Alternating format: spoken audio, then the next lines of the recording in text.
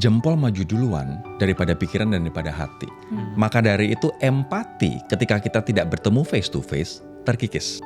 Emang kenapa di dalam komunikasi itu perlu rasa? Kenapa harus butuh empati? Karena untuk menyambungkan ide, kita harus bisa berdiri di sepatu lawan bicara kita. Untuk seorang politisi misalnya, tidak hanya yang dia keluarkan yang ada di kepala dia, this is me aja. Ketika kita berkomunikasi nggak memahami siapa audiens kita ngomong sembarangan. Ditanya anggaran Monas, pasar rakyat di Monas, adalah. Kita sering banget dengar di seminar, kolaborasi. Hanya jargon. Hanya jargon. Tapi kolaborasi itu ada urut-urutannya. Kolaborasi itu pertama itu adalah kita berteman dulu. Rasa saling percaya, kolaborasi. Untuk berteman butuh komunikasi. Ketika misalnya nembak cewek misalnya atau nembak cowok, aku pengen menyampaikan bahwa aku suka sama kamu. Aku merasa bahwa chemistry kita sama, bahwa aku bisa menjadikan kamu orang lebih baik dan kamu menjadikan aku orang lebih baik dalam hubungan kita. Karena aku percaya bahwa relationship is about nurturing and we grow together. Aku udah menyampaikan intensiku, aku pengen ngajak kamu pacaran, aku pengen ngajak kamu nikah, keputusan ada di kamu. The first 30 seconds ketika kamu public speaking itu adalah break it or make it moment. Kalau kamu tidak memanfaatkan 30 detik ini untuk bisa menggrab your audience attention, kamu kelewat golden momentnya. Tahu nggak orang Indonesia spend first 30 seconds ini untuk apa? Sambutan. Ya kan?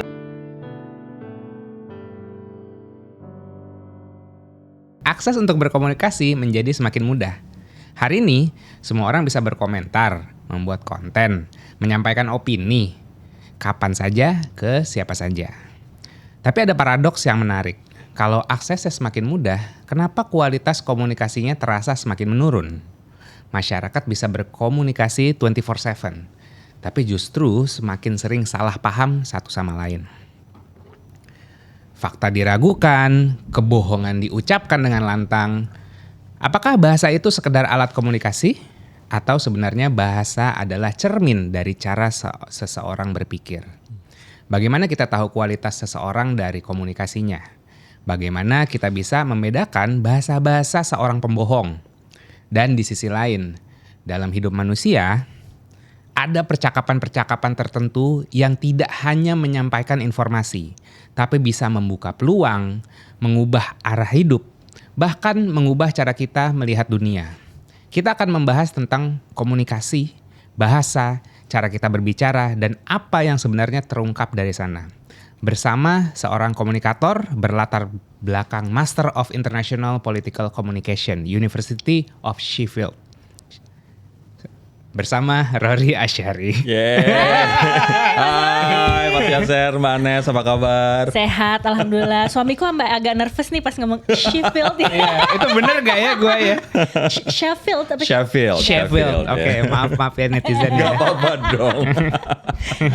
itu gunanya kita berkomunikasi kan, memastikan gitu. Betul. Sebelum kita mulai diskusi, mungkin kita pengen random kompas check dulu nih Mas Rory. Jadi memang kita pengen supaya teman-teman audiens kita tuh makin kenal dengan Mas Rory, tahu cara pandangnya Mas Rory berdasarkan apa sih nilai-nilai yang memang prioritas buat Mas Rory. Jadi tadi 3 value teratasnya Mas Rory itu apa aja Mas? Tadi yang pertama adalah stimulation, betul. Yang aku tadi cek ternyata suka hal-hal baru, tantangan baru, menghindari zona nyaman, suka petualangan, nggak bisa hidup tuh dinamis atau stagnan aja. Hidup harus dinamis, nggak bisa stagnan aja. Makanya dia juga paling benci justru merasa nggak nyaman di zona nyaman. Stimulation. Terus yang kedua adalah security ya, sense of security. Jadi cari keamanan, termasuk keamanan finansial, keamanan lingkungan, keamanan di mana dia bergaul. Dan aku juga melihat secara horoskop, aku Taurus dan aku percaya banget horoskop. Taurus itu, apalagi Taurus yang introverted, dia nggak percaya sama orang dengan mudahnya, sehingga dia sangat selektif untuk mengelilingi dirinya dengan orang-orang yang dia percaya aja, gitu sih. Dan itu part of security itu tadi. Yang terakhir apa ya Mas tadi aku lupa? Self direction. Self direction tuh nggak bisa diatur. Nggak bisa diatur exactly, makanya nggak cocok jadi karyawan Mas.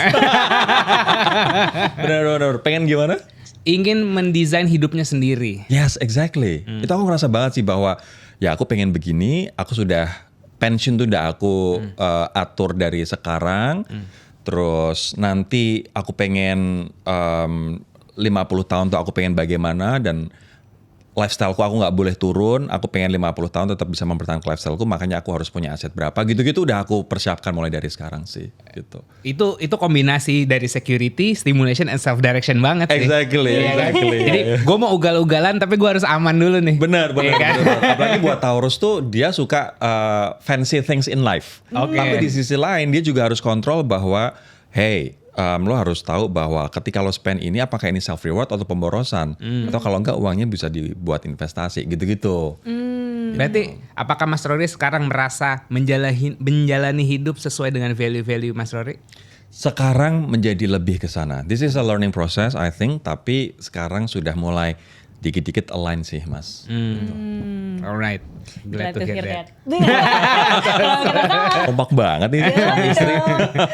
Oke. So, langsung aja nih, kan kita kedatangan communication expert nih gitu kan. Jadi sebagai komunikator profesional, Mas Rory ngerasain gak sih apa perubahan behavior manusia 10 tahun terakhir dari segi cara mereka berkomunikasi? Mungkin aku akan tarik, sorry to say, 20 tahun terakhir dulu. Oke. Ketika 20 tahun yang lalu, kita mengalami fenomena sosial media pertama kalinya.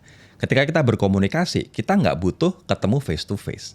Maka dari itu empati ketika kita tidak bertemu face to face terkikis, mulai berkurang. 20 tahun yang lalu. Makanya pada waktu itu orang gegap gempita dan juga kaget dengan sosial media kan. Nah 10 tahun yang lalu, 2015, sosial media kita sudah kenal. Udah ada Facebook, udah ada Instagram, TikTok mungkin juga dalam fase awal-awal. Kita juga terkaget-kaget juga, walaupun tidak sekaget dulu 20 tahun yang lalu. Di mana empati semakin terkikis, Mas. Empati semakin terkikis, jempol lebih maju dulu daripada pikiran. Ya. Nah kalau sekarang, jempol maju duluan daripada pikiran dan daripada hati. Empati sekarang udah nggak ada. Makanya kalau di thread, sangat mudah bagi kita untuk menyerang argumen, sangat mudah bagi kita untuk mungkin secara sengaja tidak sengaja kita mencubit seseorang, menyakiti seseorang, karena kita nggak ketemu orangnya. Yeah. Yang kita baca hanya tulisannya. Di TikTok, di Instagram mungkin masih lebih lebih sivil. Tapi kalau aku melihat kayak di thread itu benar-benar argumen yang brutal dan kita nggak peduli your feeling, kita nggak peduli bagaimana kamu menerimanya. Yang aku measure, yang aku kritisi adalah your action, your mindset, your pikiran, your statement. Dan aku nggak peduli pada perasaanmu kayak gimana. Nah aku semakin melihat ke sini empati dan rasa ke orang lain semakin habis. Yang kita kedepankan adalah kadang-kadang ya pikiran kita, argumentasi kita, jempol kita, dan ego kita. Nice. Gitu sih. Silakan. Yes, silakan. Aku pengen narik ke lebih fundamental lagi sih Mas gitu. Komunikasi in your perspective, terutama sebagai seorang praktisi komunikator, itu gunanya buat apa sih Mas gitu? Cause everyone bilang komunikasi itu penting banget, kuncinya komunikasi. Tapi aku juga nggak ngelihat bahwa orang beneran ngerti komunikasi tuh, maksudnya belum punya pemahaman yang sama gitu terhadap komunikasi. Nah mungkin aku pengen taunya dari Mas Rory adalah apa definisi komunikasi dalam dari seluruh pengalaman Mas Rory, dan Mas ngomongin soal rasa. Betul. Gitu kan. Emang kenapa di dalam komunikasi itu perlu rasa gitu loh. Orang kan pasti berpikir ya komunikasi kan ada komunikasi yang memang kita butuh konteks logis. Ada komunikasi yang kita butuh rasa. Ada yang harus menggabungkan dua-duanya. Tapi kan ini kenapa Mas tadi nyebutnya rasa dan empati? Ini kan menggelitik aku. Betul. Itu kan cuman word dan word aja gitu. Word emang punya rasa gitu. Benar. Nah gini, orang kebanyakan mengartikan komunikasi itu satu arah. Dan orang mengatakan komunikasi itu hanya apa yang terucap. Tapi padahal komunikasi jauh lebih dalam daripada itu. Menurut aku komunikasi tidak hanya untuk menyampaikan pesan. Tapi komunikasi adalah untuk memungkinkan kita on the same page. Di perahu yang sama. Bagaimana kita bisa di perahu yang sama kalau komunikasi kita orientasi adalah kita, me and me. Not they, not them. Komunikasi itu kenapa harus butuh empati? Karena untuk menyambungkan ide, kita harus bisa berdiri di sepatu lawan bicara kita. Untuk seorang politisi misalnya, bisa beli vote. Bukan beli ya, tapi bisa mendapatkan vote. Atau bisa dipercaya oleh orang. tidak hanya yang dia keluarkan yang ada di kepala dia, this is me aja. Pencitraan, makanya semakin lama pencitraan itu semakin terkikis karena orang semakin pintar. Tapi bagaimana kamu bisa berdiri di sepatu mereka, berdiri di posisi mereka dan berempati. Maka dari itu komunikasi sama empati itu satu paket, Mbak Ane sama Mas Yasser. Ketika kamu misalnya komunikasi tapi kamu nggak bisa berempati dengan lawan bicara kamu, deal nggak akan terlaksana, kesepakatan nggak akan terciptakan.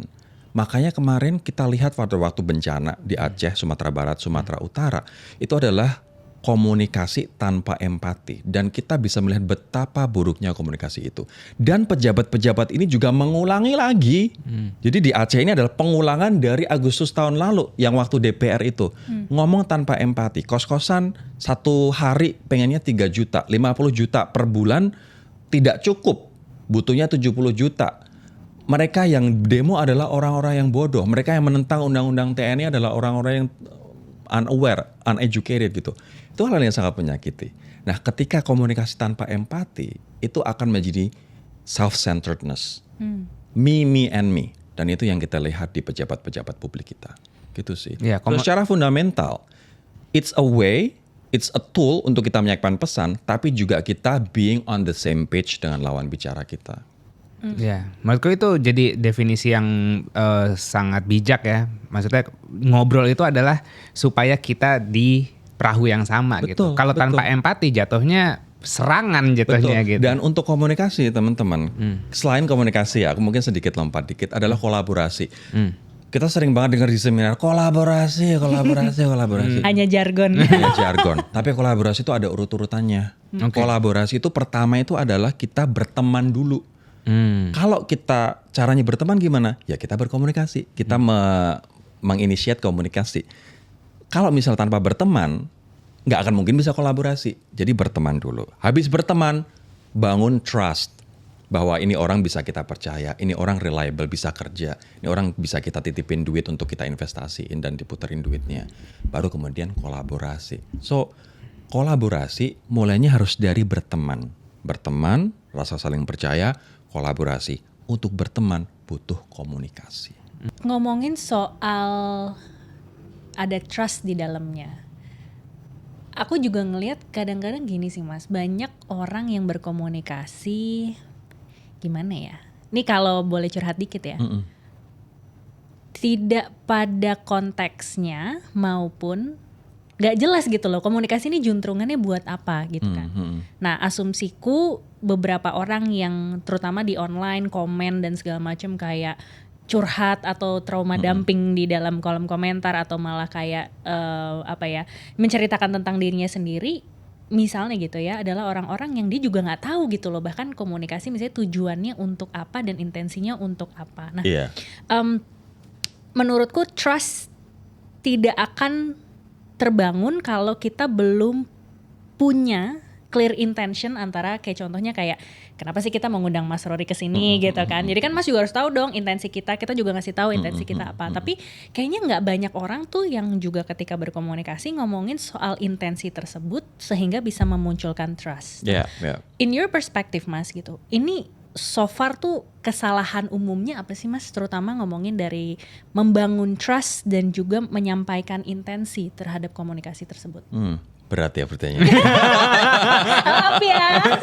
Berat banget ya. Kesalahan paling umum ya. Gini, kalau aku ngelihat trennya sekarang, guys, komunikasi itu sekali lagi tidak hanya yang kita ucapkan, tapi juga non-verbal communication ya. Yang banyak orang sekarang sering lakukan adalah mereka ingin dipahami. Mereka ingin didengar. Mereka berkomunikasi orang dengan sosial media, orang dengan begitu banyak informasi di luar sana, orang pengen didengar. Tapi sekarang zamannya orang tuh harus dipahami. Maka dari itu dengan kita begitu banyak informasi, tsunami informasi, kita rebutan untuk didengar. Padahal esensinya sebenarnya rebutan untuk dipahami seharusnya. Nah, gimana cara untuk menjelaskan ini? Dengan attention span kita yang semakin turun dan konten di sosial media dan informasi yang semakin naik. Didengar itu gampang, tapi dipahami itu sulit. Maka dari itu, ketika kita membuat konten, ketika kita membuat communication produk atau apapun, yang paling penting adalah gimana caranya dalam waktu 3-5 detik pertama kita tuh langsung dipahami. Gitu. Kesalahan yang pertama orang yang sering berkomunikasi adalah satu, mereka pengen sekedar didengar, padahal seharusnya mereka harus langsung bisa dipahami. The first 3 or 5 seconds di social media itu break it or make it moment. Harus dipahami. Satu lagi ini ternyata ada kepanjangannya nih Mas. Kalau tadi di sosmed 3-5 detik, sekarang di dalam konteks public speaking. Oke. Tahu nggak kalau misalnya orang Indonesia, ada teori mengatakan bahwa the first 30 seconds ketika kamu public speaking itu adalah break it or make it moment. Kalau kamu tidak memanfaatkan 30 detik ini untuk bisa menggrab your audience attention, kamu kelewat golden momentnya. Tahu nggak orang Indonesia spend first 30 seconds ini untuk apa? Sambutan, ya kan? Iya. Terus salam gitu. Kita spend 30 seconds untuk salam keagamaan, sama untuk bilang yang terhormat Bapak ini, yang kami hormati Bapak dan Ibu ini. Kalau urutannya salah, kita dimarahin protokoler. Iya. Salam keagamaan nggak masalah sama sekali. Assalamualaikum, salam sejahtera, shalom, om swastiastu, namo buddhaya, salam kebajikan. Kalau di Sunda ada sampurasun.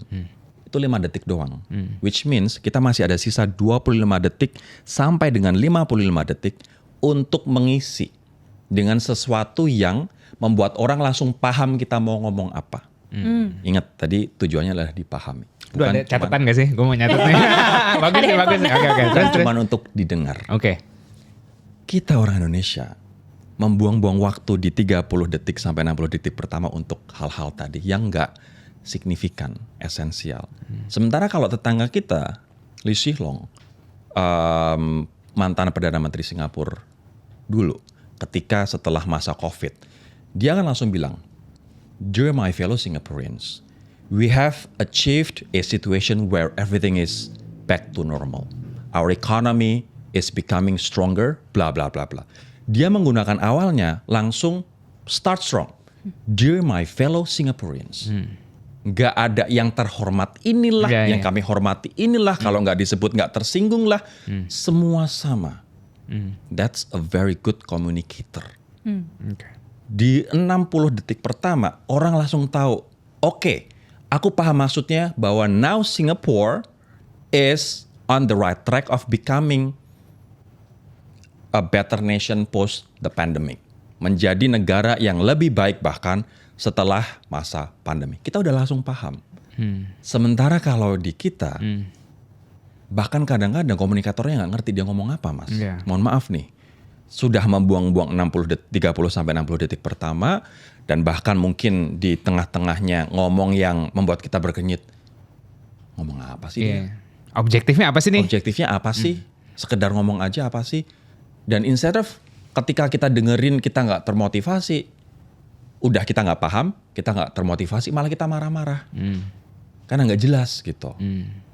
So, menurut aku, ya itu kesalahan pertama adalah kita sekedar pengen didengar tapi tidak pengen dipahami.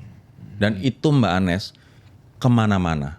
Mulai dari sisi technical yang tadi aku sebutkan technical, sampai dengan empatinya. Ketika kita pengen dipahami, kita harus memahami. Yes. Ketika kita berkomunikasi nggak memahami siapa audiens kita ngomong sembarangan. Ditanya anggaran Monas, pasar rakyat di Monas, adalah.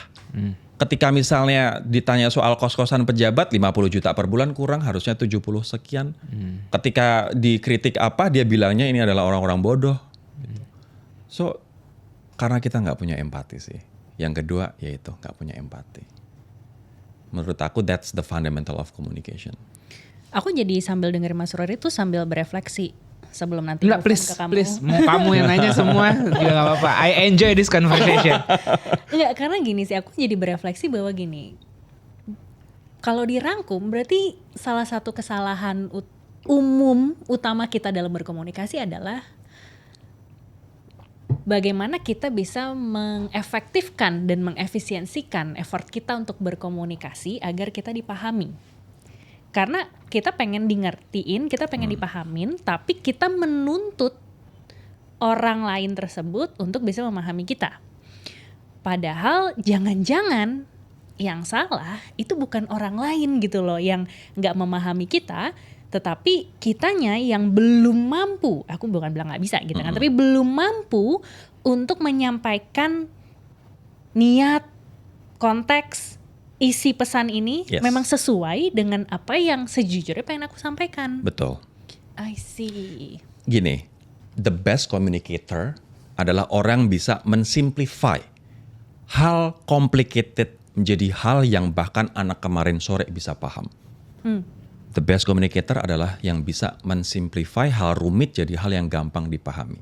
Kalau misalnya communicator ini justru malah menggunakan bahasa langitan, bahasa yang nggak jelas, nggak bisa membumikan konsep-konsep complicated jadi yang orang awam bisa pahami, dia bukan komunikator yang baik.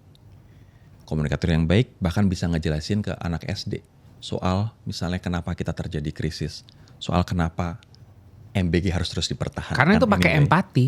Exactly. Karena kita bisa menempatkan diri kita ke pendengar kita dan gimana cara dia mengkonsumsi informasi terus kita coba cocokin gitu kan. Nah, prinsip dasar knowing your audience adalah berempati kepada audience kita. Nah, kuncinya benar banget Mas Yasir bilang, agar kita bisa menyampaikan pesan dengan efektif ke audiens kita, ya kita harus berempati dengan mereka, kita pahami apa sih kebutuhan mereka, gimana sih suasana hati dia, gimana sih penderitaan dia misalnya, apa sih yang dia butuhkan, background mereka apa sih, pendidikan, kalau gue pakai bahasa begini nyambung nggak ya, nyampe nggak ya ke mereka ya, oh harus gue turunin lagi. Empati fungsinya di situ Mas. Dan seni dan tantangannya di saat ini adalah gini, balik lagi ke pengaruh dari internet ya. Dulu kita ngobrol paling banyak, mau ngobrol deep talk paling ya anak-anak Karang Taruna 10 orang lah gitu. Jadi juga dari segi frekuensinya lah, kalau aku simplify frekuensinya mirip-mirip. Jadi nggak terlalu banyak friksi gitu kan. Nah sementara kita kalau ngomong di depan kamera, dikonsumsi sama ribuan orang, itu pasti kita nggak bisa menyenangkan semua pihak. Apalagi tadi kita juga punya tugas untuk mensimplifikasi sesuatu. Artinya kan memadatkan sebuah komunikasi. Nah, artinya kan menjadi sebuah yang simbolik, gitu kan? Kata-kata yang simbolik, yang padat dan bisa gampang dicerna. Dan cara orang mencerna simbol itu berbeda-beda. Dan ada resiko untuk nggak dimengerti sama orang-orang tertentu. Betul. That's the challenge, right? Gitu. Exactly. Okay. Dan ya itu tantangannya karena sekali lagi aku pengen kembali ke kita nggak bisa menyenangkan semua orang, tapi sebenarnya untuk kita bisa mendeliver message kita dengan sangat mudah, kita harus bisa break it down. Kita harus bisa simplify complicated ideas untuk menjadi informasi yang gampang dicerna. Dan Mas, dalam ini ilmu PR juga sih, PR kan part of communication juga. Dalam ilmu PR, sebisa mungkin kita meminimalisir multitafsir. Jadi makanya, dan yang tadi kamu bilang, dalam bahasa PR, gimana mungkin kita bisa meminimalisir tafsir. Jadi harus straightforward, harus jelas.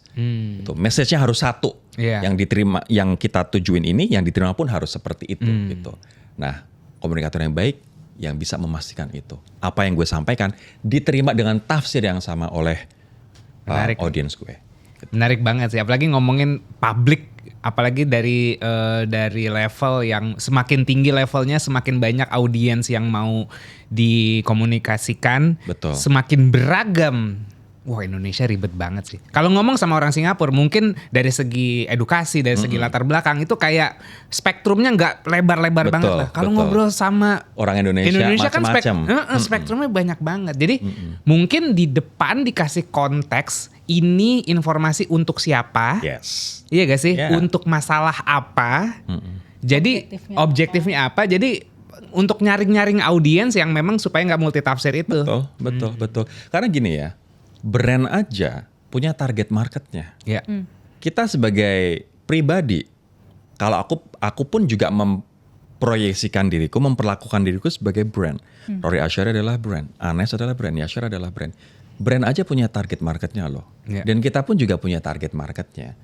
Dan target market premium, cara komunikasinya beda. Target market mass, cara komunikasinya beda. Maka dari itu ketika kita mau berbicara dengan audiens, kita harus tahu audiens kita siapa dulu. Audiensmu misalnya, B dan A misalnya. pengeluaran per bulan SES-nya sekian-sekian.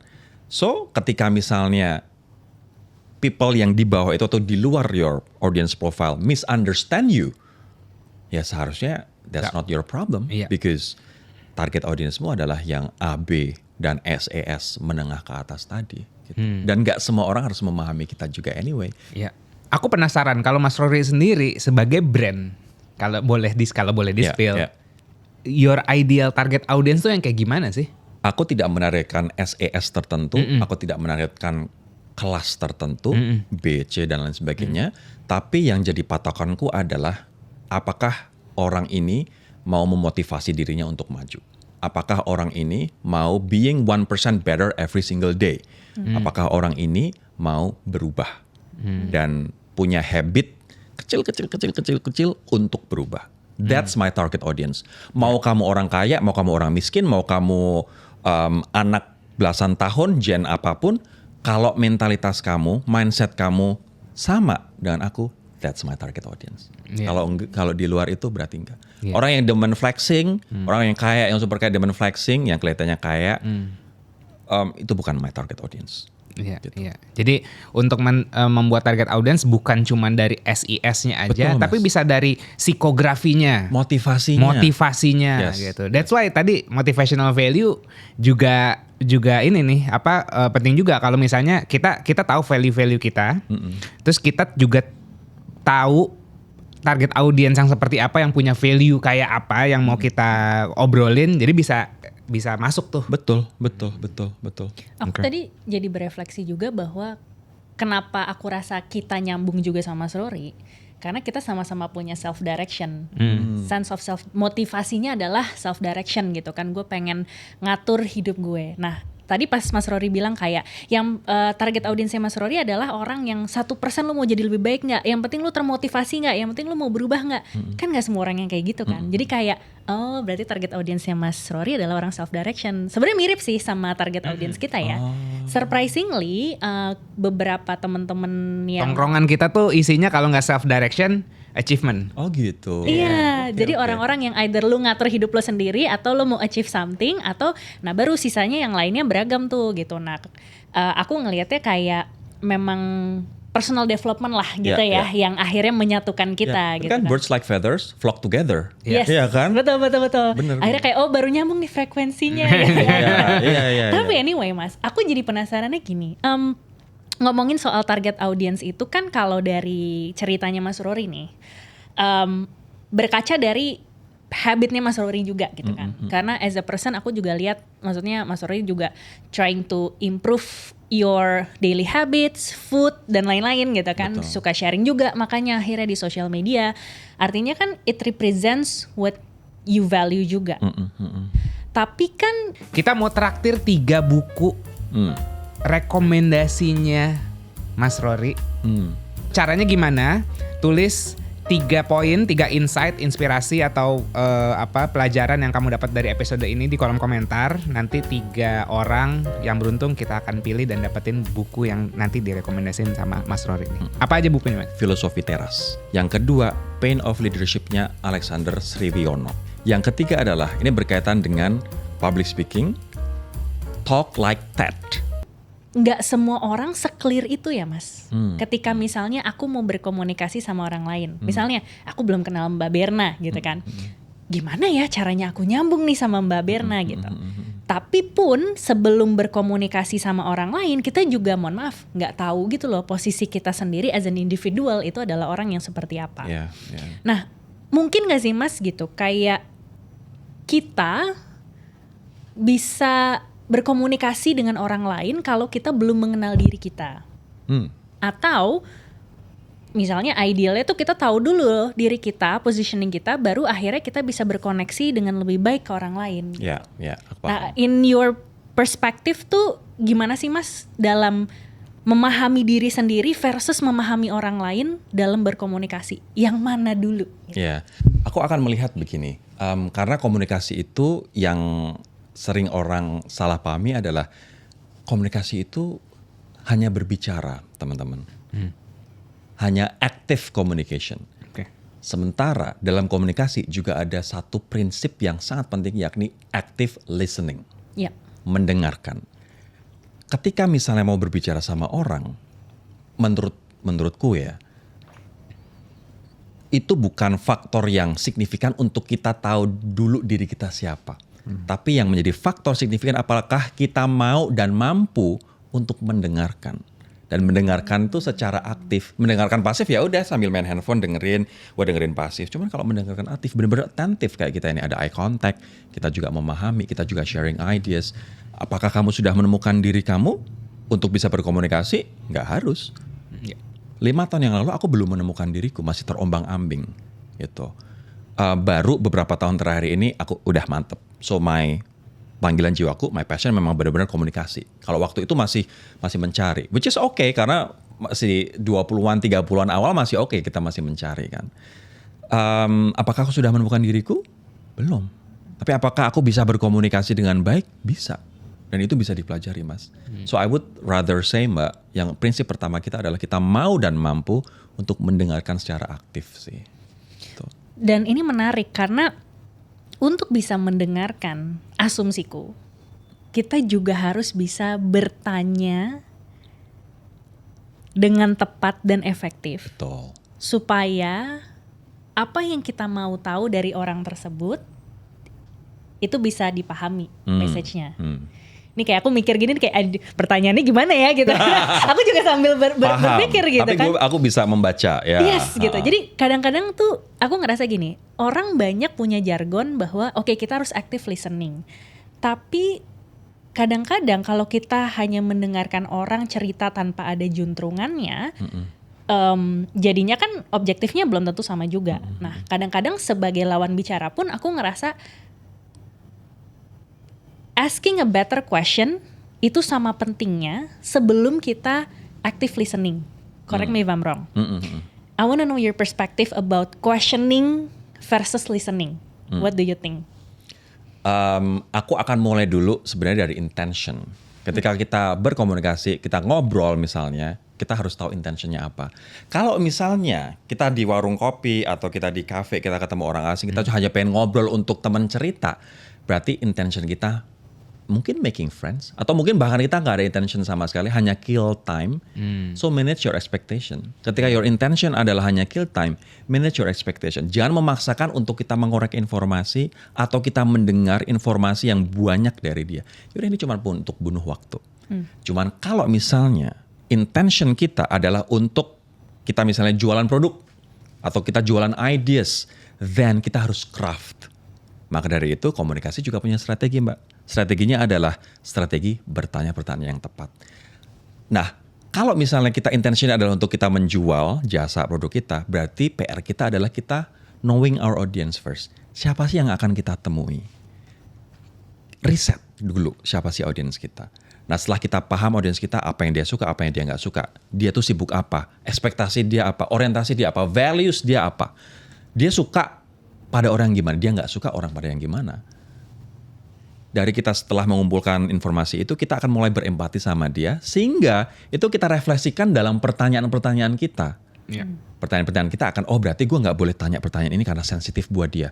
Gue nggak boleh tanya ini karena ini secara values nggak sama dengan pertanyaan dia. Gue akan bertanya ini karena gue pengen penasaran nih dengan kenapa dia melakukan ini, tidak melakukan itu, gitu. So menurut aku pertanyaan ada di urutan kesekian setelah kita tahu intentionnya terlebih dahulu. Nah setelah pertanyaan tersusun baru kita active listening. Dari situ kadang-kadang kita akan nggak stick pada pertanyaan kita, Mbak. Kita akan mungkin ada follow up questions, kita mungkin akan drifted away bisa jadi. Tapi kita harus tahu dengan kita berempati pada lawan bicara ada batasan yang nggak boleh kita langgar. Gitu sih. So menurut aku pertanyaan itu technical, tapi yang paling utama adalah intention kita dulu apa. Seperti di podcast ini, dia bagian yang ini follow up yang mendalami, nembak dar gitu ya. Aku yang jagain ini, oh ini temanya kemana nih gitu. Gue tuh kayak misalnya kalau dalam film Mas, gue kayak tembak dur. Bikin serunya ya. Bikin seru. Tapi kan harus ada kayak gitu, mengerem dan yang menyerang. Ngegas. Ngegas. Betul. Nah, menarik tadi kan kayak ada tergantung intens. Saya kita lagi di warung kopi, mau ngobrol-ngobrol doang, mau killing time dan segala macam. Aku mau shift ke sisi yang lain. Obrolan yang transformasional gitu. Kadang tuh aku sering banget dapat cerita atau belajar atau baca buku, banyak banget yang hidupnya bisa berubah itu berawal dari ngobrol gitu. Aku penasaran deh dari experience-nya Mas Rory. Dari Mas Rory sendiri pernah gak sih ngerasain obrolan-obrolan yang transformasional yang mengubah arah hidup Mas Rory, dan teman-teman yang ngedenger sini gimana sih biar tahu ini obrolan yang faedah, yang transformasional atau yang cuman ya gitu aja. Kupikir yang pertama kita manage your expectation, itu penting banget. Ketika kita ngobrol sama seseorang, even ketika kita ngobrol sama seseorang yang kita anggap mentor, manage your expectation. Tidak semuanya orang yang kita lihat tinggi itu ketika kita ngobrol di hadapan kita itu akan transformational buat kita. Iya. Terus yang kedua adalah justru malah menurutku Mas, transformational itu muncul dari hal-hal yang kita tidak duga. Obrolan-obrolan kecil yang kadang-kadang tidak kita duga, yang kita tidak expect akan wow semengubah itu. Kayak misalnya tadi Mas Yasser, ketika kamu cerita soal digital products, lo bikin kelas, kalian bikin materi ajar digital yang orang beli dan akhirnya bisa menjadi pegangan buat kalian gitu. Itu obrolan kecil, tapi to me it's transformational. Oh iya ya, kenapa nggak kepikiran ya? Gue selama ini berpikir, aduh gue gak ada waktu nih buat ngerjain bikin materi digital products gitu. Tapi kamu tadi cerita, ada kok agents yang membantu kita. Terus gue pikir, iya ya, oke deh Mas, aku minta kontaknya, nanti aku akan itu. Itu apakah kita ada expectation Mas? No, kita gak ada ekspektasi apa-apa. Jadi menurutku, transformational itu antara dirimu dan diriku beda-beda. Bisa jadi obrolan kecil buatmu biasa aja, bisa jadi obrolan kecilku itu transformational. Itu sih. Jadi tergantung dari penerimaan masing-masing dan no expectation. Gitu. Pun kalau misalnya networking, kunci dari networking ini aku kemarin belajar dari Theo Derek. Aku juga belajar dari beberapa narasumberku yang lain. Ketika kita networking, kadang-kadang di pikiran kita dengan networking, kita udah langsung berekspektasi, gue pengen jualan produk ini, gue pengen jualan asuransi, gue pengen jualan barang gue biar dia laku gitu. No, networking itu sebenarnya ya tadi berempati, menempatkan kita memahami audiens kita, menempatkan diri kita di perahu yang sama, dan biarkan nanti decision to purchase, decision untuk membeli, ini muncul dengan alaminya. Orang ketika kita awal-awal, gue mau networking dong, gue mau ngobrol dong, tapi begitu ditawarin asuransi misalnya, ya elah gue udah alokasi waktu, malah ternyata ditawarin asuransi. Kesel dan orang langsung bangun tembok. So ketika kita bernetworking, manage your expectation. What you can give, what you can take. Kita gak bisa hanya mengambil, tapi kita juga harus give. Gitu sih Mas, menurutku. Iya. Itu banyak, ya, perihal networking ini klasik banget sih gitu. Ada yang networking yang cuman kayak ketemu satu one on one, atau yang rame-rame gitu. Dan sebagai kita dulu head of marketing misalnya gitu, HOD yang mau coba tuker-tuker pikiran dan segala macam, terus ketemu entrepreneur dan segala macam gitu. Networking menjadi kayak ekstrim kanan ekstrim kiri aku ngelihatnya. Either itu nggak, bagi aku ya, either itu bermanfaat banget atau benar-benar buang-buang waktu gitu. Tapi yang bikin ekstrim kanan ekstrim kiri itu bisa kita kontrol, ada ya balik lagi, lo kesana mau ngapain? Betul. Tapi gini Mas, gue setuju. It's a waste of time ketika kita ada di satu ruangan yang sama penuh banyak orang. Menurutku networking itu kita ngopi one on one. That's menurutku paling efektif kayak gitu. Paling efektif. I see. Gitu. Menurutku one on one. Ketika kita ada di satu ruangan, sosialita atau apalah sama itu vanity. Itu bukan networking menurutku. Boleh itu sebagai titik awal, tapi habis itu yuk kita lanjut sesi ini dengan ngopi berdua. Gue pengen ngobrol soal ini. Itu prinsip yang pertama. Terus yang kedua, aku juga belajar nih dari mentor-mentor, dari pembicara-pembicara yang juga aku undang ke podcastku. It's better for us to start by giving. Ya. Kita ngasih dulu, jangan kita ujuk-ujuk datang, kita meminta. Nawarin barang itu meminta loh. Meminta mereka untuk membeli barang kita kan. Tapi apa yang bisa kita kasih dulu? Jadi kita menanam piutang ke orang-orang ini. Once kita misalnya butuh, kita tinggal one call away. Karena mereka juga pasti sadar, oh ya dia dulu pernah ngasih gue, pernah bantu gue, gitu. Dan menurut aku ini juga prinsip podcast kayak kita ini, Mas. Kita give dulu ke brand-brand. Yeah. Kita give dulu ke C-level dari company-company yang kita pengen kerjasama. Kita kasih dulu aja sesi wawancara dengan Mbak Anes sama Mas Yaser gitu. Pasti C-level itu akan inget, oh aku pernah tampil di sini. Jadi kalau misalnya perusahaannya mau beriklan, mau placement, mau apapun, pasti akan inget kita. Kita akan ada di top of mind mereka. Kita kasih apa? Kita kasih ruang, kita kasih panggung, kita kasih tempat untuk dia sharing ideas. Dia pasti akan senang dan akan ingat kita gitu sih. That's how we as podcasters kayak kita ini give first. Iya. Gitu sih. Ini biar yang dengar mungkin nggak take it for granted dan nggak ngira ini cuman teori. Aku mau ngasih something yang mungkin nggak mungkin, malah ini terjadi beneran gitu. Kayak kan kemarin aku merekomendasikan teman kita Mas Matthew itu Fore. CMO-nya Fore gitu Ya. kan. Di awal kalau nggak salah Mas Matthew itu podcast pertamanya sama kita. Oh. Iya kan, podcast pertamanya Mas Matthew Andrian, CMO-nya Fore, shoot out my Cogan. Itu my Cogan kita ya. Yoi.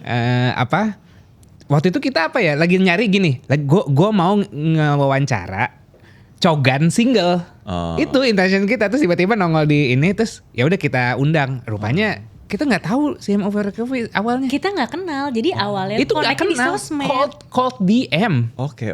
Cold DM. Kalau DM terus jadi awalnya Mas Matthew kayak your content interesting gitu. Start dari small talks kayak gitu, kayak Mas kayak seru deh kalau kita ngobrol gitu kan. Mau nggak? Kita emang punya podcast gini. Terus pas habis itu kita tawarin, dia mau, ya udah. Ngobrol kan. Habis itu Mas Matthew ngobrolin tentang relationship sama kita dan perjuangan dia juga perantau dan segala macam udah. Dalam 6 bulan kita udah dapat 3 job dari Fore. Oh wow, tuh kan? Dengan memberi terlebih dahulu kan, luar biasa loh. Ya, Dan akhirnya malah jadi network, maksudnya jadi teman gitu kan. Akhirnya kalaupun kita ada kita coba ngerekomendasiin juga ke teman kita, misalnya ke Bilal, ke Suara Berkelas gitu kan, kayak Mas mau nggak ngundang gitu. Jadi kayak apa ya, rupanya starting collaboration tadi from friendship tuh mahal ya. Bener. Dan ini juga mungkin pelajaran buat teman-teman semua ya, bahwa prinsip dari kita digital creator itu kayak misalnya yang di TikTok based atau Instagram based. Dengan ngasih pancingan brand, itu kan sebenarnya kita ngasih pancingan itu kan memberi. Kita memberi pancingan dan akhirnya brand mampir ke kita. Ini juga bisa diterapkan ke teman-teman yang non digital creator, bahwa ketika kita mau networking, yang ada di otak kita adalah manage your expectation and giving first. Gitu sih. Alright. Catat. Nah, ada satu statement zaman aku SMP kalau nggak salah ya. Dulu sempat di feature juga di YouTube-nya Mas Rory, Mario Teguh. Oh iya. Jadi dulu ingat satu kalimat yang aku ingat dari Mario Teguh tuh waktu itu, bahasa adalah pembeda kelas. Terus kayak SMP gue dengerin Mario Teguh terus kayak kalimatnya oke juga gitu kan. Dari situ aku juga ngerefleksiin, ya bener juga sih. Kelas di sini mungkin bukan sekedar kelas ekonomi ya, tapi mungkin kesadaran gitu kan, cara dia pendidikan dan segala macam gitu. Ini kita ngomongin idenya Mas ya, bukan sebagai sosoknya aja gitu. Tapi di momen itu jadinya aku juga berpikir, oh iya ya, cara kita ngomong itu bisa nge-attract orang-orang yang orang-orang tertentu yang mau kita attract gitu. Kalau lu ngomong sembarangan, ya lu attract orang-orang yang sembarangan gitu. Gimana? Menurut aku ada benarnya Pak Mario Teguh berbicara seperti itu, tapi menurut aku itu hanya berlaku di permukaan. Itu hanya berlaku di first second meetings. Hanya di awal-awal.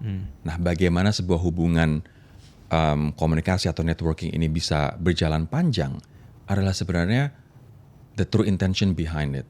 Sama how we manage our relationship dengan lawan-lawan bicara kita. Bahasa yang indah, Mas, hanya berlaku sementara. Sementara intensi berteman, motivasi dalam berteman, bagaimana kita men-treat orang lain, bagaimana kita berempati dengan orang lain, inilah yang akan bikin panjang. Apalah gunanya ketika bahasa indah, bahasa yang berkelas membedakan kita, kelas atas dengan kelas bawah dan lain sebagainya, itu hanya berlaku sementara ketika akhirnya our real color Hmm.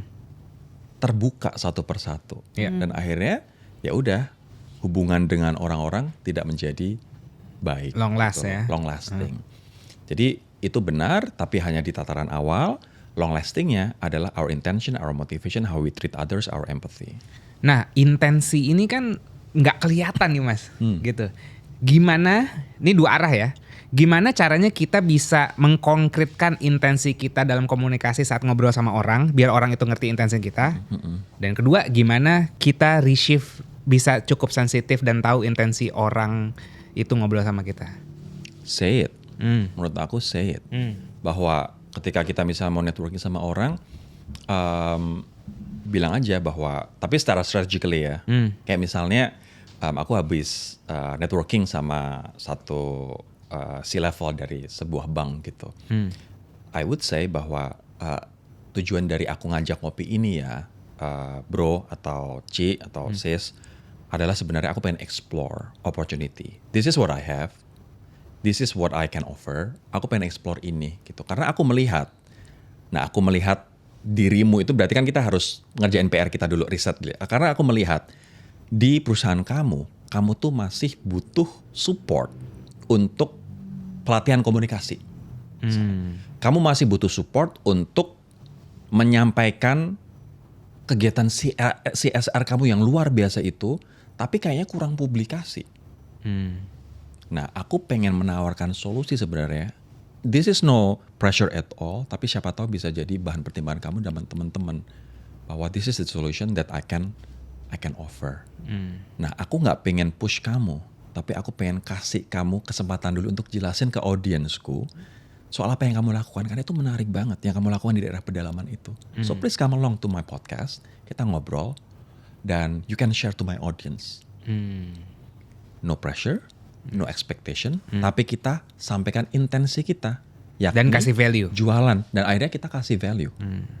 Mau loh dia. Nah setelah dia mau, dia ngobrol, dia impressed banget. Ini tidak spesifik ke tamuku, tapi dalam konteks luas ya teman-teman. Mau impress dan bukan tidak mungkin, kesempatan akan terbuka lebar. Contohnya Fore, itu tadi Mas. Gitu. Nice. Gitu. Coba translate ini ke cara PDKT relationship. Oh iya, gimana tuh Gimana? kalau Itu kan, kayak gitu? Nah, itu kan sifatnya karir. Manager. Lu yang gue tembak. Tapi gini ya, Kok kalau gua nggak misalnya disiapin kalau ya? hubungan manage your expectation agak susah ya, karena ekspektasi kita kan jadian. Ekspektasinya ngajak kawin. Bener sih, bener juga sih. Karena sebenarnya karir and relationship skill itu tuh sebenarnya mirip banget loh, iya? Mas Rodri. Iya. Oke. Kenapa Coba. dia akhirnya belok jadi relationship coach or matchmaker? Karena 10 sampai 11 tahun jadi recruiter. Jadi recruiter kan berarti kan harus interview orang apa segala macam gitu kan. Sementara mau kita pacaran pun interview orang kan kita. Iya Niat lu sih. apa segala macam. Kamu juga malah presentasi ke calon mertua. Wih, itu dia. Menyampaikan intensi Yang kan. intensi, Iya. exactly. Bebek Dan bobot. backup dengan fakta. Dan Betul. ini yang bisa gue kasih, ya kan? Betul. Tapi iya, I do agree sih. Maksudnya kalau kita ngomongin dari sisi komunikasi, sambil kita ngobrol tuh aku sambil berefleksi juga gitu ya. Bukan hanya ke relationship, tapi kayak even kita sebagai audience tuh gimana ya caranya kita untuk menyampaikan intensi. Kadang orang tuh Malu. bisa jadi malu, bisa jadi bingung, atau bisa jadi takut rejection. Ah, iya. Nah, ngomongin soal takut rejection, sorry gue tai chi dulu. Wah, anak korporat Tai Chi banget dulu lu, nih. Tai Chi, tugas lo. Enggak, karena ini menarik. Kan tadi kan beberapa Iya, asumsi, nggak apa-apa, kita nggak apa-apa. validasi dulu. Oke, Mas, banyak orang yang dalam case relationship, let's say, nanti kalau aku tembak, terus dia nggak mau, terus gimana dong? Ntar aku kehilangan dia, ntar aku malu gitu kan. Banyak orang yang akhirnya takut mungkin menyampaikan intensinya karena dia takut gagal, takut malu, takut merasa dirinya tidak berharga gitu kan. Padahal di sisi lain gitu, kalau pinjem obrolan aku sama Yaser, emang apa salahnya sih kalau kita nyampein habis itu kita di reject gitu? What's the worst thing that can happen kalau memang kita di reject? Kan ya udah bagus, kita jadi tahu dan gak buang-buang waktu gitu. Tapi banyak orang yang juga bergelut nih dengan sisi rasa takut, anxious dalam berkomunikasi gitu kan. So gue mau nanya tapi jangan langsung how to, tunggu ya sambil mikir dulu. Perspektifnya adalah dari pengalamannya Mas Rory, orang tuh kenapa sih Mas misalnya takut atau anxious ketika mereka mau jujur? Exactly. Ya karena menurut aku mereka terlalu tinggi berekspektasi. Aku setiap pagi aku dengerin di YouTube tuh ada satu channel namanya Napoleon Hill. Affirmation, daily affirmation. Napoleon Hill. Di situ dijelaskan, itu adalah bagian dari ritual pagiku juga ya, mendengarkan kata-kata afirmasi, manifestasi. Di situ dijelaskan bahwa our universe kita tuh bekerja berdasarkan pikiran kita. Kalau misalnya pikiran kita berharap, universe tuh nggak suka pikiran kita berharap. Universe itu termasuk uang dan termasuk jodoh, termasuk karir. Kalau kita ngarep banget, uang tuh nggak akan datang. Tapi kalau misalnya kita santai-santai aja, kita manage our expectation, aku udah melakukan yang terbaik, let universe, let God do the rest, uang itu malah mampir ke kita. Pekerjaan itu akan mampir ke kita. Dan kita jadi nggak takut ditolak lagi Mbak. Karena ya udah, aku udah melakukan yang terbaik, aku udah menyampaikan intensiku, biarlah hasilnya nanti dia yang memutuskan, atau Tuhan yang memutuskan, atau universe yang memutuskan. Karena hasil itu adalah hal yang nggak bisa kita kontrol. Dikotomi kendali, Henry Manampiring kan. Kalau misalnya yang bisa aku kontrol adalah aku menyampaikan intensi, aku mempersiapkan diriku sebaik-baiknya, aku mempersiapkan presentasiku sebaik-baiknya, aku menyampaikan penawaranku what I can give sebaik-baiknya. Perkara hasilnya dia mau atau enggak, aku diterima atau enggak, that's the thing I cannot control. Let go. Dan kita sendiri gimana? Let me regulate my feeling biar nggak ngarep. Universe nggak suka ketika kita ngarep. Energinya kita berharap. Energi yang disukai oleh universe adalah energi yang ketika kita tenang. Santai aja. Let universe work it out gitu.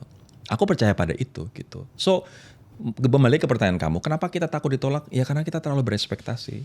So, ketika kita sudah melakukan our part secara maksimal, biarkan alam yang bekerja. Gitu sih. Ketika misalnya nembak cewek misalnya atau nembak cowok, tadi aku bilang gimana cara menyampaikan intensinya? Say it out loud. Nggak loud juga, say it out. Aku pengen menyampaikan bahwa aku suka sama kamu.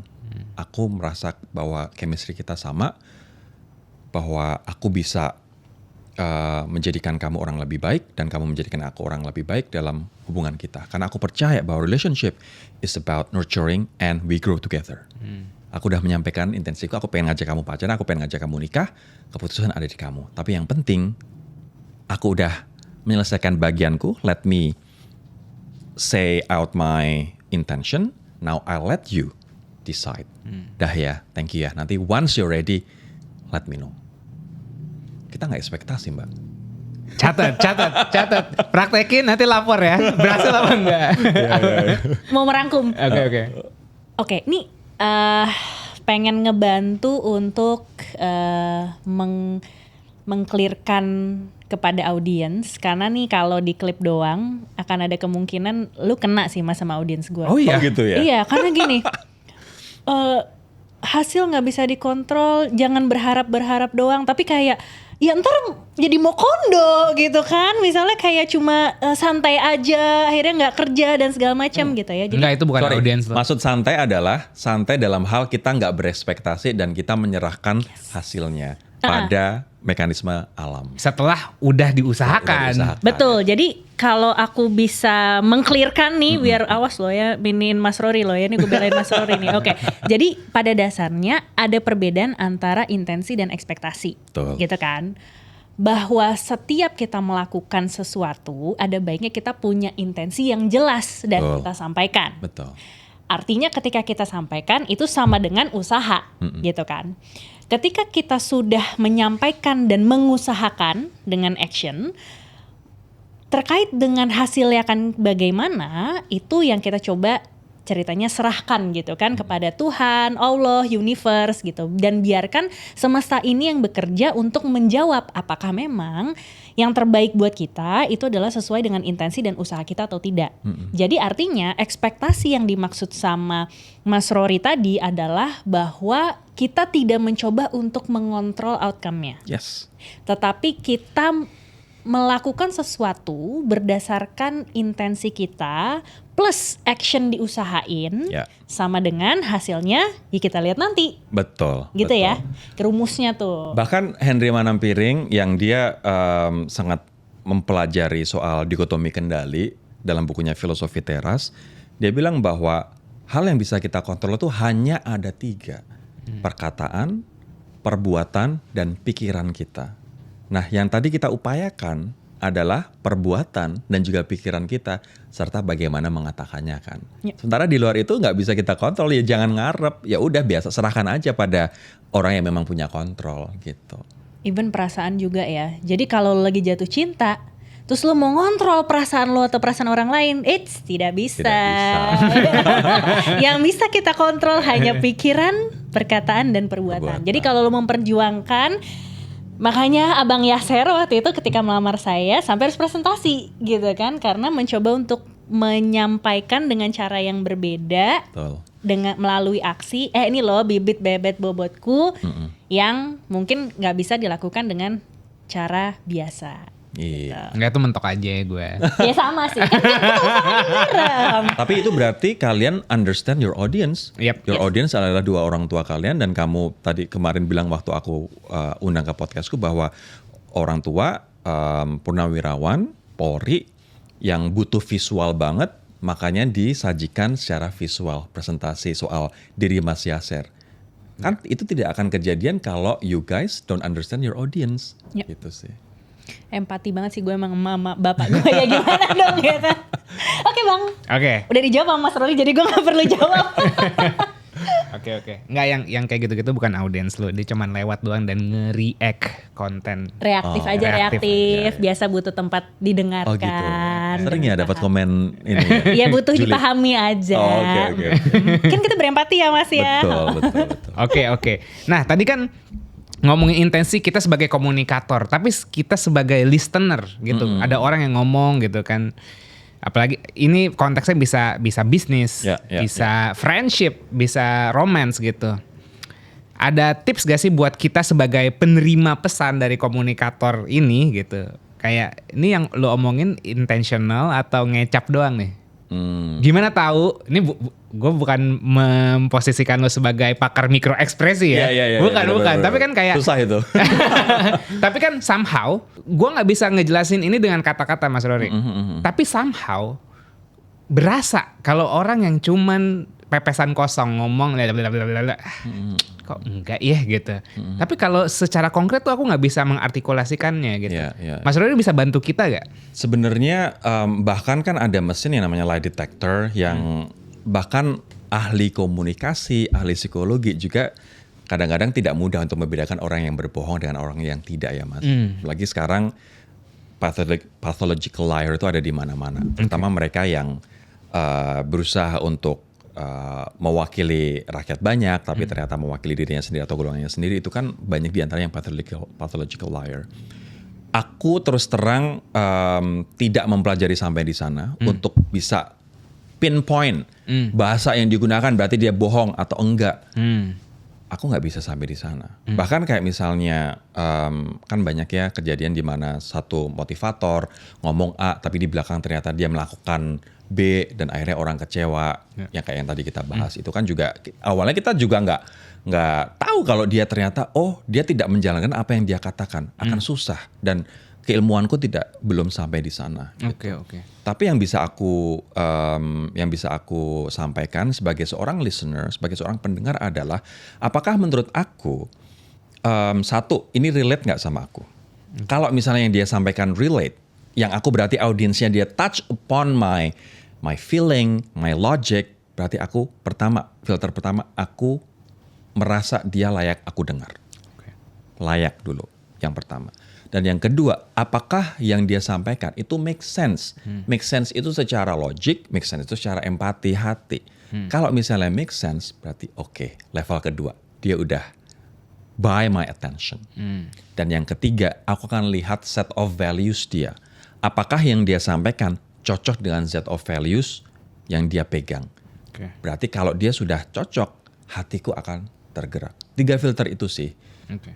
Once 3 filter itu udah centang, dan aku bisa percaya sama dia. Tapi ketika satu halnya ini misalnya nggak sinkron, nggak match gitu, ya mohon maaf gitu. Ya. Sekarang banyak banget pemuka agama yang bukan berkedok, tapi pemuka agama menyampaikan ajaran-ajarannya tertentu, tapi di sisi lain dia merendahkan orang lain, merendahkan penjual es, bahkan dia hidup mewah, foto di private jet gitu. Ya mohon maaf, mungkin kamu hanya cocok di satu hal, bahwa oke, kamu Islam tapi Islam Nusantara, aku juga Islam Nusantara, moderat gitu.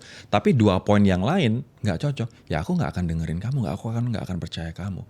Tubuhku udah ngeblok kamu duluan, because 2 dari 3 tadi kamu nggak cek gitu. Ya mungkin kamu tahu lah siapa yang aku omongkan ini gitu. Jadi setelah 3 filter itu, kita kalau udah jadi secara officially misalnya kayak oke, gue boleh juga nih gue dengerin apa yang lo katakan besok-besok, sambil ngecek juga aksi yang dia konsisten nggak sikapnya gitu kan. Betul. Okay, konsisten nggak gitu.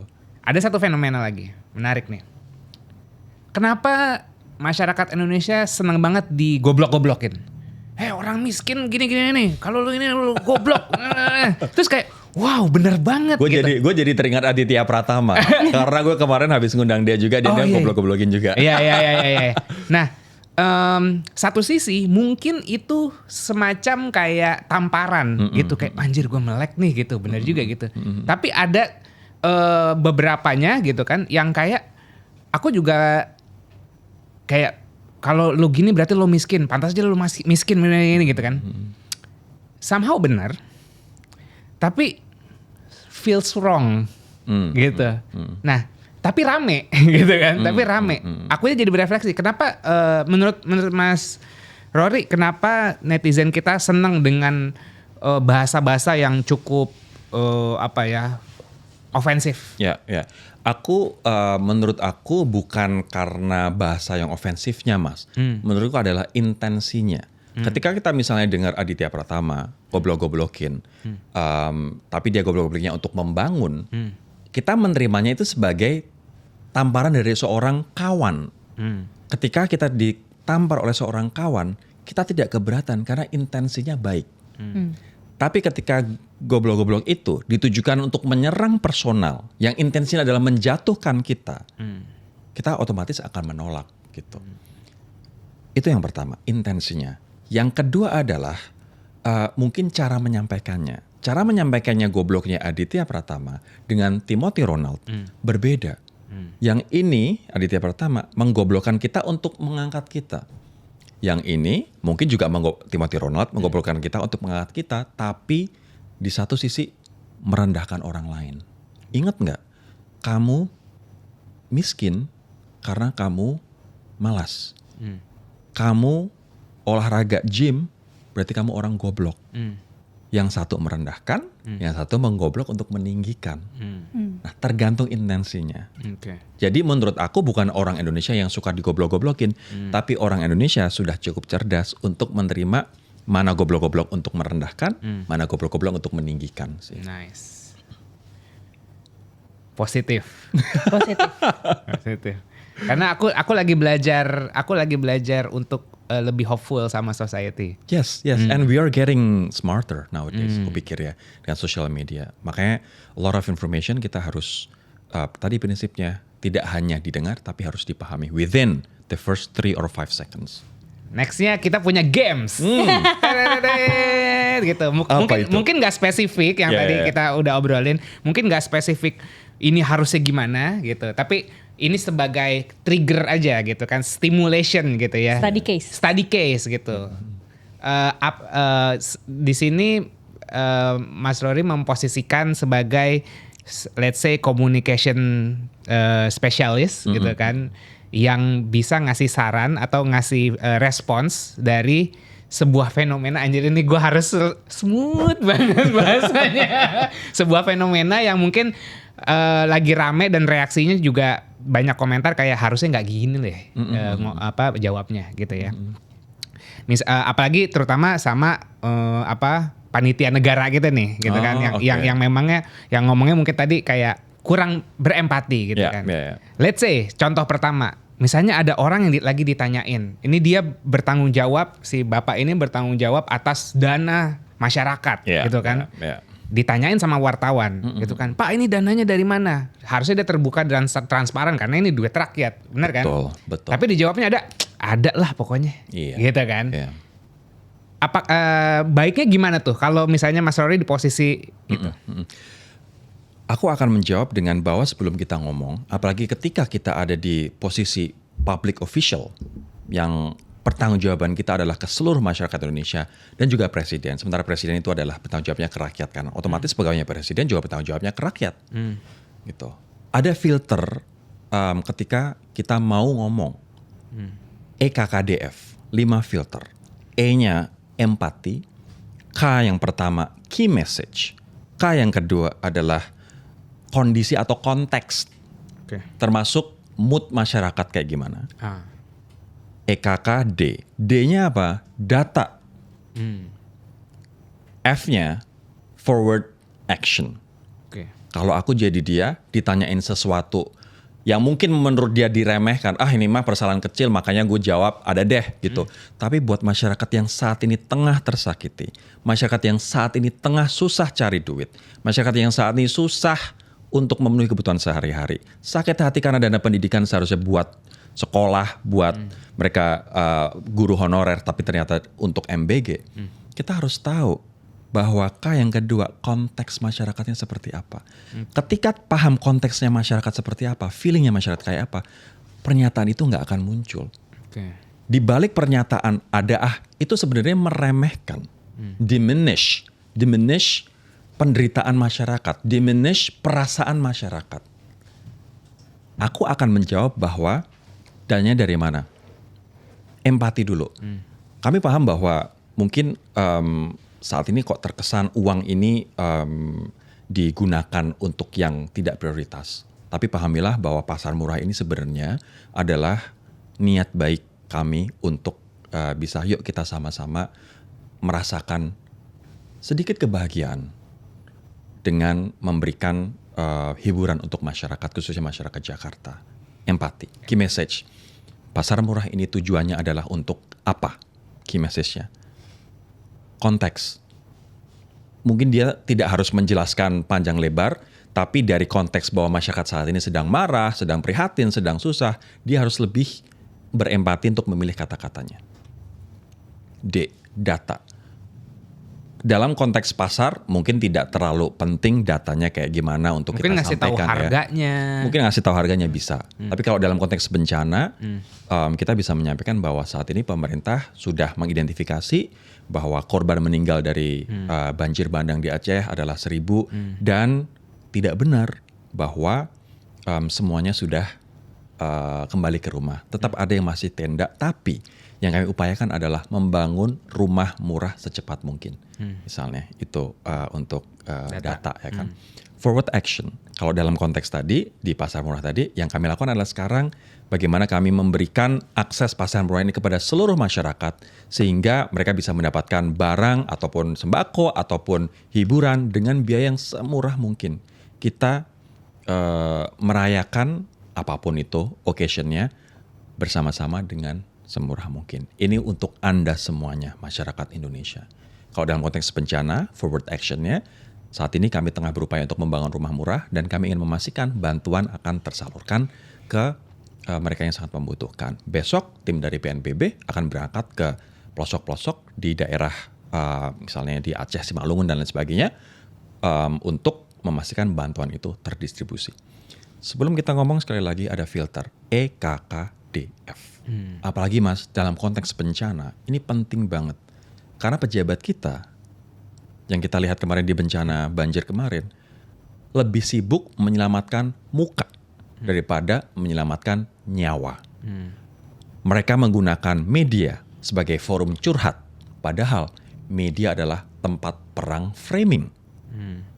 Nah, ini harus dipahami dulu, gitu. Jadi bapak-bapak jika ingin meng-hire Rory sebagai communication consultant Anda, iya gak? Bisa hubungin di sini. itu mantap banget sih kalau makin banyak panitia-panitia negara, aku nyebutnya panitia negara aja lah, nggak mau mengagung-agungkan mereka banget gitu ya. Panitia-panitia negara ini bisa berkomunikasi dengan baik karena cara mereka berkomunikasi sedikit banyak tuh merefleksikan apa yang ada di pikiran dan di hatinya dong. Of course, betul. Kita jadi tahu rasa bahasa. Rasa bahasa yang dipilih apakah arogan, menganggap remeh, diminish strategi tadi, ataukah memang benar-benar berempati dan mencoba untuk menumbuhkan optimisme bersama. Kalau misalnya tujuannya untuk menumbuhkan optimisme bersama, itu dimulai dari empati dulu. Gak bisa langsung menganggap remeh gitu sih. Nice. Aku punya satu pertanyaan. Silakan please. Sebelum terakhir ya. Yeah. Sebagai emotional intelligence educator, Mas. Banyak juga orang yang bertanya nih sama aku. Gimana caranya untuk menumbuhkan empati? Kalau di ilmu komunikasi dan praktek yang selama ini Mas Rory jalankan, gimana sih Mas? Misalnya aku adalah orang awam atau kayak Mas Rory deh waktu awal banget belajar komunikasi gitu ya. Kemudian berusaha untuk berempati sama orang lain. Ada tahapan atau rumusnya gak sih Mas? Tips praktisnya yang bisa dibagikan biar orang tuh bisa menempatkan diri di in their shoes gitu. Yang emang beneran merasakan yang dirasakan sama orang lain gitu. Bukan cuma sekedar kayak tadi gitu. Oh ya. Dan akhirnya malah diremehin. Ya, menurut aku yang pertama adalah mencoba untuk menempatkan diri kita di sepatu mereka terlebih dahulu sih. Ketika aku di posisi itu, aku akan merasa bagaimana ya gitu. Aku paham banget, mungkin untuk kita sekedar menempatkan diri di sepatu orang lain itu susah banget. Karena gue gak pernah miskin. Gue selama ini privilege. Bokap gue pejabat, gue orang kaya. Gimana caranya gue bisa menempatkan diri di sepatu miskin, sepatu orang miskin. Nah maka dari itu untuk sekedar menempatkan diri di sepatu mereka tuh kita pun juga perlu proses dan perlu belajar. Mereka yang terlahir privilege harus terjun dulu menjadi orang yang kita pengen tempatkan diri kita ke sepatu mereka. Ngobrol ataupun terjun. Ini kenapa orang-orang kaya melatih anaknya untuk jadi karyawan dulu di perusahaan dia. Dibayar gaji ya udah sesuai dengan tupoksi dia gitu. Adalah untuk bisa merasakan dan berempati dengan masyarakat atau karyawan-karyawan di bawah gitu. Dan kita pun agar kita bisa menempatkan diri di sepatu orang lain ya kita harus go for the extra miles untuk bisa menempatkan. Jadi yang pertama menurut aku Mbak adalah kemampuan untuk membayangkan, merasakan kalau gue di posisi kayak gitu gimana ya. Kalau bapak yang tadi ada di posisi masyarakat masyarakat yang ibaratnya terzolimi, duh kok duit dihambur-hamburkan ya. Kan ini harusnya bisa untuk ini, bisa untuk itu ya. Coba ada di perasaan itu dulu gitu. Kalau bisa merasakan dan menempatkan sepatu di orang lain dan tidak hanya memikirkan kepentingan sendiri atau golongannya sendiri saja, pasti komunikasinya akan berubah. Jadi buat kita berempati, kita harus bisa menempatkan diri di sepatu orang lain dulu sih Mbak. Yeah. Dan tipsnya tadi terjun langsung ya. Artinya kayak ya kalau emang tadi let's say kesusahan untuk menempatkan diri, terjun langsung. Ngobrol. Ya mempaparkan diri gitu. Lu gak bisa lihat dari TV doang. Apalagi sekarang mungkin dijagain sama ajudan-ajudannya supaya nggak ngelihat, malah diproteksi untuk melihat kebenaran yang ada di lapangan itu gimana gitu kan. Bisa merasakan gitu. Oke, udah itu aja aku. Empati karena maksudnya it's one skill yang jujur masih sulit ya gitu. Dan pasti perlu latihan gitu. Tapi empati tuh sakit, Bi. Benar, setuju. Empati itu sakit, nggak semua orang mau bear the pain. Aku pun juga masih belajar Mas. This is a learning process. Menurut aku lifelong learning process sih untuk kita bisa berempati. Karena empati terhadap orang A dengan empati terhadap orang B itu beda-beda banget. Nggak semua orang mau berempati. Malah ada yang memang diniatin gue nggak mau berempati karena di saat gue berempati itu sakit banget dan nggak nyaman. Atau kalau misalnya gue berempati, ya tujuan gue nggak akan tercapai. Ya tuh gue nggak peduli aja, yang penting tujuan gue tercapai ya. Bener. Iya. Alright. So terakhir nih, kalau seseorang ingin meningkatkan kualitas hidupnya, karir, or relasi, satu hal apa yang harus diubah dalam cara dia berkomunikasi? Menurut aku, satu of course berempati, dan yang kedua lebih banyak mendengar. Ingat, komunikasi itu tidak hanya soal berbicara, tidak hanya soal ngonten, tidak hanya soal menulis dan lain sebagainya, tapi tidak hanya soal aktif verbal, tapi juga mendengar. Kita sudah berada di ujung podcast dan setiap episode itu kita mau ngasih support ke para penulis lokal. Dirimu punya buku gak sih? Gue belum. Belum. Oke. Kita mau traktir 3 buku rekomendasinya Mas Rory yang bisa ngebantu teman-teman di sini belajar komunikasi lebih baik lagi. Dirimu ada buku favorit yang rasanya tuh pengen kamu baca ini juga deh supaya komunikasi lebih bagus. So caranya gimana? Tulis 3 poin, 3 insight, inspirasi atau pelajaran yang kamu dapat dari episode ini di kolom komentar. Nanti 3 orang yang beruntung kita akan pilih dan dapetin buku yang nanti direkomendasiin sama Mas Rory ini. Apa aja bukunya, Mas? Boleh 2 lokal, 1 Boleh deh. luar nggak? Boleh. Boleh ya? Ya. 2-nya aku akan rekomendasikan Henry Manampiring, Filosofi Teras. Oke. Itu penting banget buat kita memahami dikotomi kendali. Mana yang bisa kita kontrol, mana yang nggak bisa kita kontrol. Yang kedua, Pain of Leadership-nya Alexander Sriwiono. Mas Alex ini adalah HR guru dan juga career coach. Dia menjelaskan bagaimana seorang leader itu harus menavigasi antara hidupnya sendiri, beban yang dia tanggung sebagai seorang leader, dan bagaimana deal with karyawan-karyawannya dan menjadi leader yang baik. Yang ketiga adalah ini berkaitan dengan public speaking, talk like that. Talk like that. Aku lupa yang nulis siapa, tapi dia membagikan 9 rahasia untuk menjadi komunikator yang sukses. Dan empati dia tekankan banget di buku itu. Jadi 3 buku ini, Mas. Alright, so kalau yang mau dapetin buku itu silakan tulis di kolom komentar 3 pelajaran yang didapatkan dari episode ini. Dan gimana kita milihnya, baby? Suka-suka kita. Alright, kalau gitu. That's lovely. Kita mau berteman dengan orang-orang yang pengen kita berteman. Iya. Anyway, thank you so much Mas Rory once again. Sama-sama. Sudah sharing, berbagi tentang tips komunikasi. Dan kita akhiri dulu, aku Anes dan Yaser. kita pamit dulu. Sampai jumpa di Sapio Pato berikutnya. Bye-bye. Bye-bye.